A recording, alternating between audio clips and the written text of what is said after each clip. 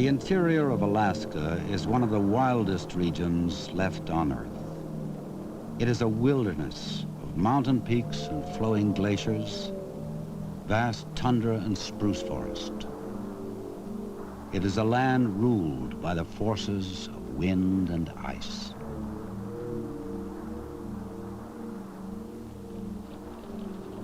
In the heart of the Alaska Range lies a national park, whose boundaries have been shaped by the creatures that embody this wilderness.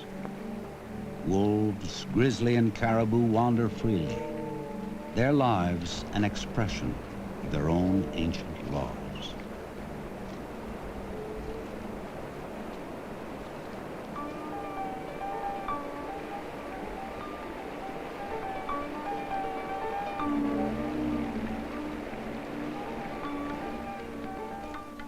Sunlight revives the slumbering pulse of life after 8 months of winter. In the lengthening hours of light and warmth, summer returns to the subarctic.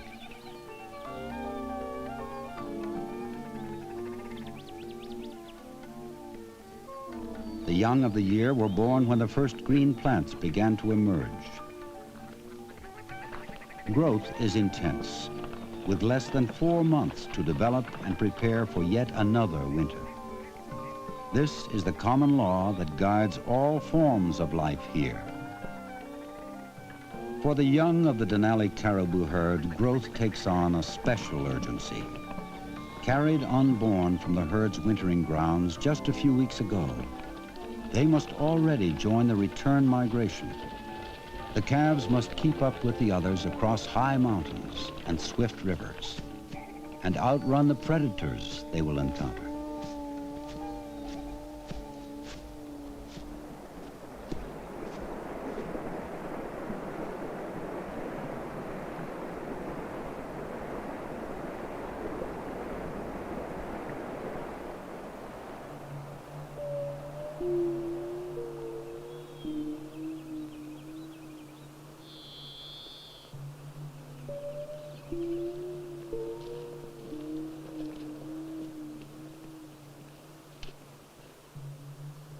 The moose calf spends the first few months of its life within the sheltered environment of the spruce forest.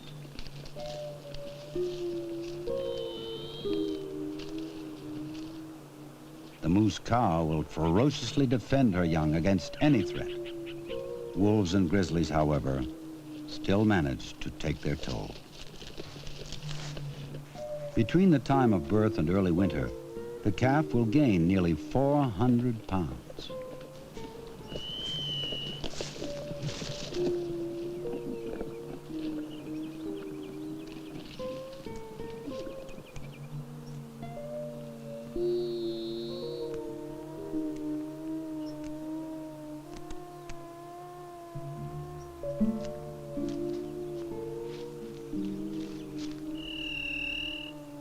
The habitat for most plant eaters of the subarctic has been narrowed to the range of the specific plants they thrive on. Predators tend to be wide-ranging in their search for food. In a land where prey is rarely abundant, the red fox may need to hunt in many habitats in order to feed its young. By autumn, the pups will be ready to venture out from the den and face the coming winter on their own.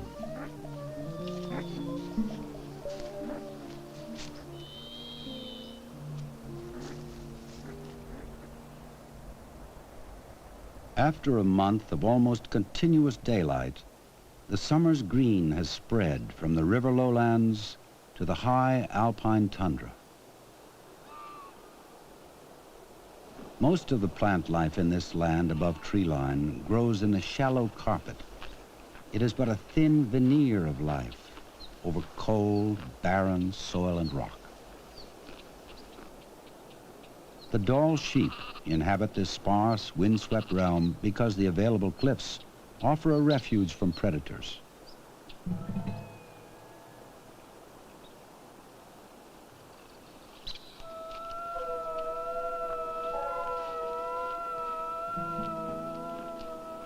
The ewes and their young remain separate from the rams during the summer in nursery groups.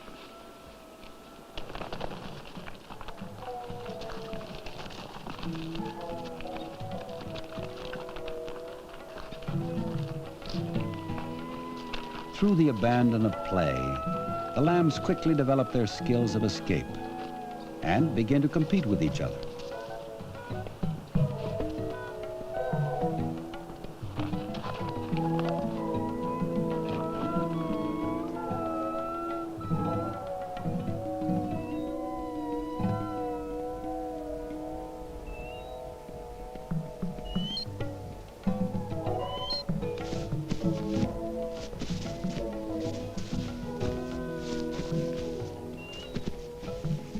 The grizzly spends much of its summer in the alpine tundra feeding on grasses, herbs, and an occasional ground squirrel. The moose and caribou calves that the grizzly pursued in early summer can easily outrun it now.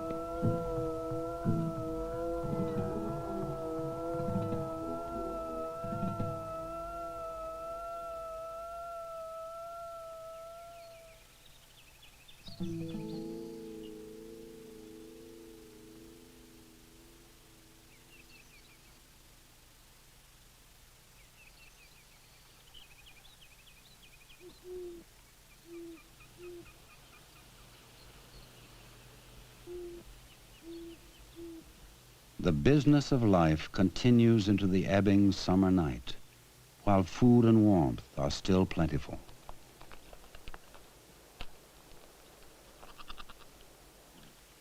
Time, like the restless caribou herd, moves on.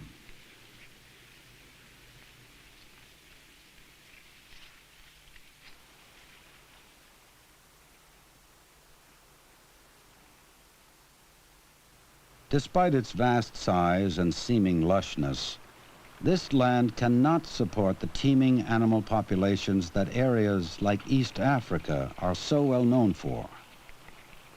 Concentrations of animals like the caribou must move over large expanses of tundra to find adequate food.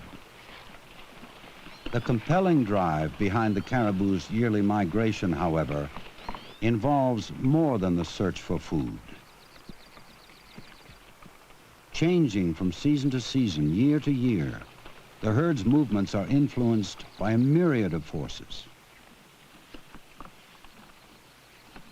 No longer able to keep up with the herd's rigorous journey, the weak and injured will inevitably fall behind.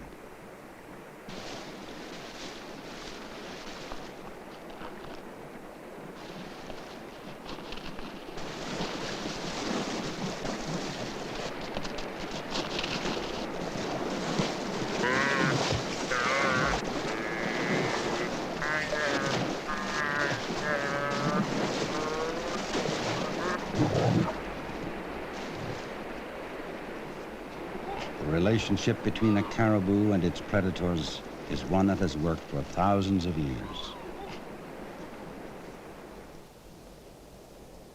Man's presence in this wilderness park is a light touch of what could be a heavy hand. As long as this touch remains light, these natural relationships will continue.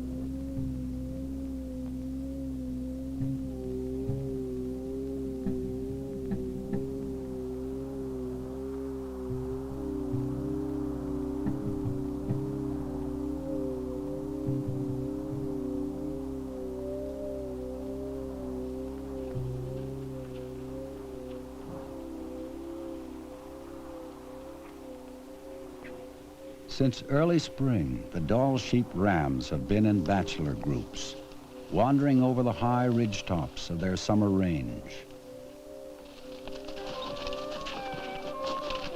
It is here that the young rams develop their skills of combat, and in the presence of older rams, learn their place in a dominance hierarchy based on the size of their elegant horns and the strength they possess in using them. The display of these horns is a common language among all rams, a way to immediately convey one's rank.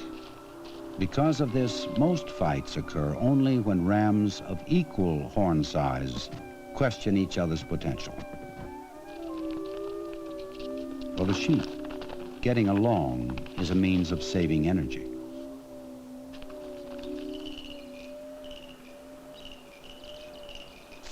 The pika spends its summer in the boulder fields of the sheep's habitat, collecting grasses and flowers into hay piles within the rocks.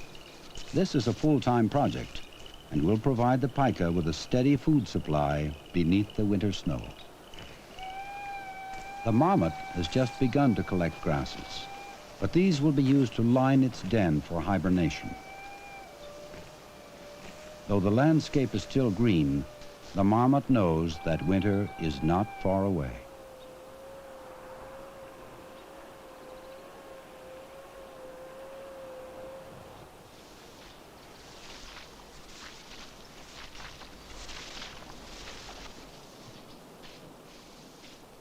After months of almost continuous feeding, the Alaskan bull moose is in his prime. By now, the bull has stored a thick layer of fat and has grown a set of antlers nearly 6 feet wide. During growth, these antlers are nourished by a mantle of velvet, a soft covering of skin and blood vessels. In time, this velvet is shed to reveal a formidable sculpture of bone. The rules and rewards for the hierarchies of sheep and moose are basically the same. The bigger the rack, the more dominant the rank, the more likely one is to breed. But the antlers of moose are more than symbols of rank. They are deadly weapons. Before the breeding season, or rut, the bulls develop a hierarchy with others in the area through light sparring matches. These matches rarely get violent, for if either bull was to make the first strike, his opponent could still cause him severe damage, and both would be losers in the game of breeding and survival. For the moose, fighting has evolved to be the final and most serious means for settling questions of dominance.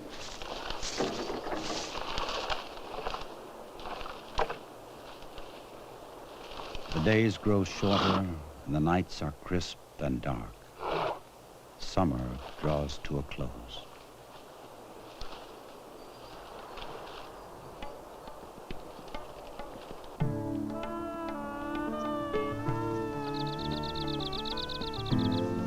Autumn is the bright flame of a summer's energy, glowing for a moment of celebration before the approaching wind of winter.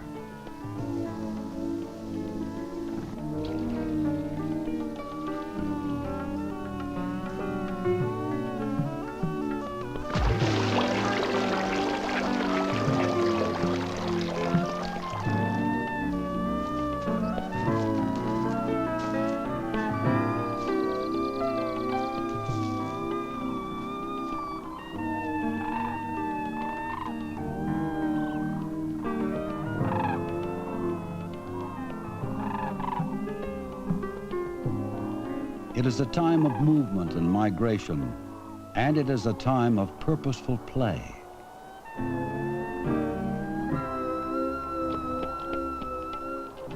A young golden eagle will now test its skills of flight on anything that seems challenging.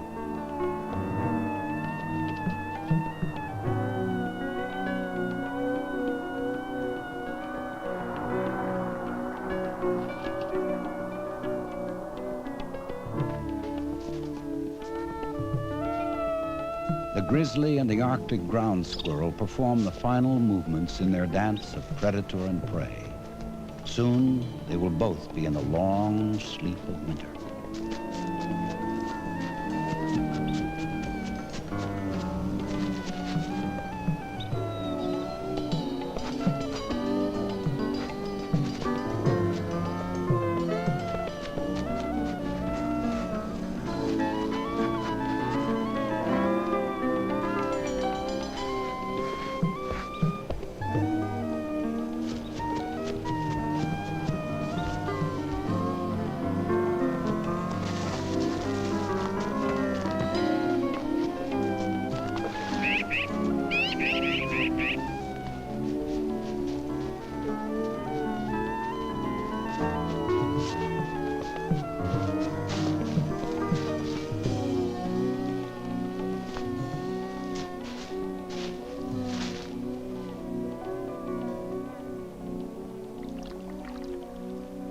The season of warmth and growth has been brief, but as always, life is prepared for what lies ahead.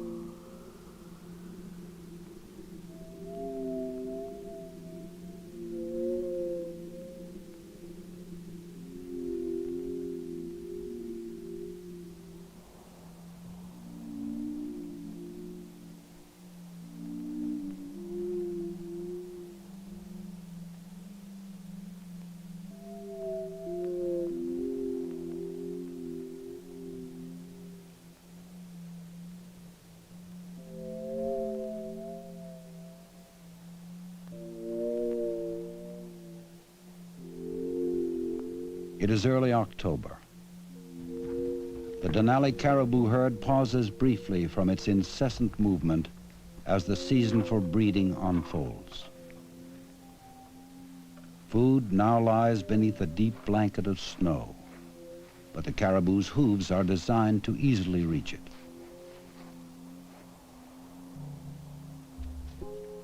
The wolf is also well equipped to reach its winter food supply. Armed with keen senses and incredible endurance, it is a finely tuned hunter. In the company of other wolves, it is the supreme predator of the North. The pack is the central core of a wolf's life, and in winter becomes an essential means of capturing large, swift prey like the caribou.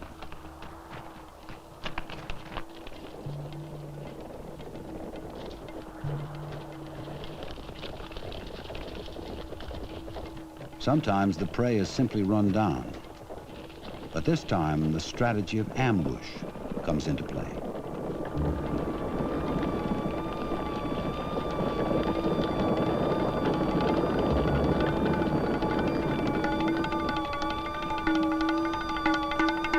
The balance between escape and death is a dynamic one, and more times than not, the caribou will escape. Soon the herd will migrate outside of this pack's territory, and the wolves will shift their attention to other prey. Predation is a sculpting tool in evolution's continuing art of adaptation. Both the snowshoe hare and the willow ptarmigan lose their summer color to remain hidden from the winter creatures that hunt them.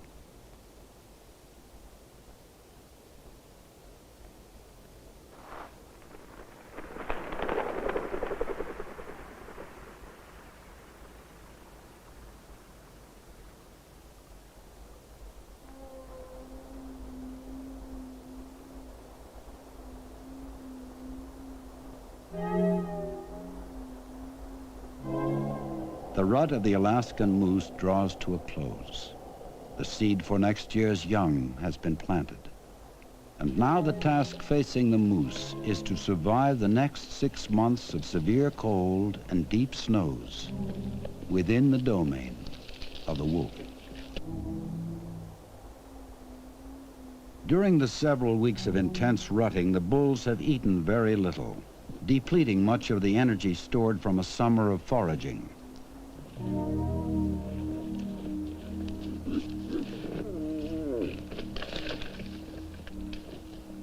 Some have been killed or injured in battles to gain or defend harems.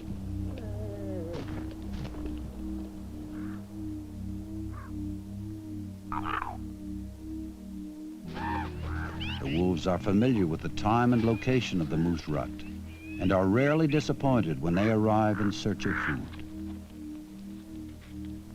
The wolves and the moose share a relationship of mutual need, for it is the wolves' presence which ensures that only the fittest bulls will survive to breed and continue their genetic line. In the reality nurtured by our mechanized world, death seems to be a meaningless end. Here in the Denali Wilderness, the meaning of death is the continuation of life.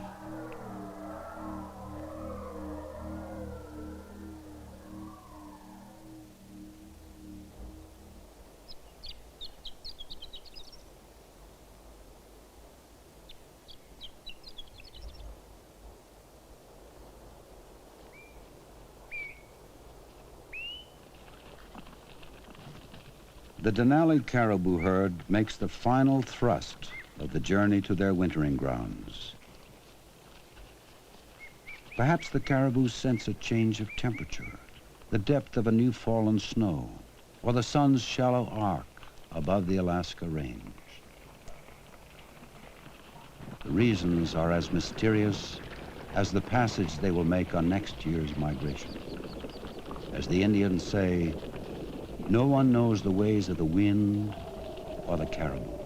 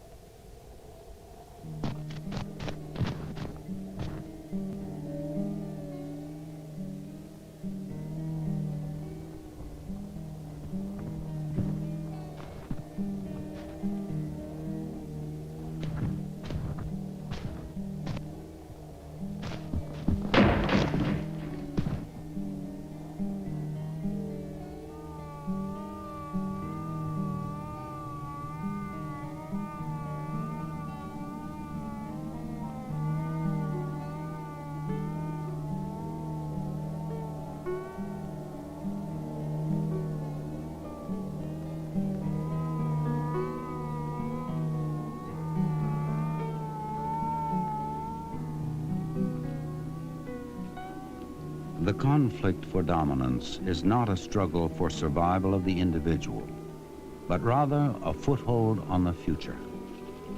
That this foothold exists is the symbol of true wilderness. That this wilderness is preserved is the hallmark of civilization.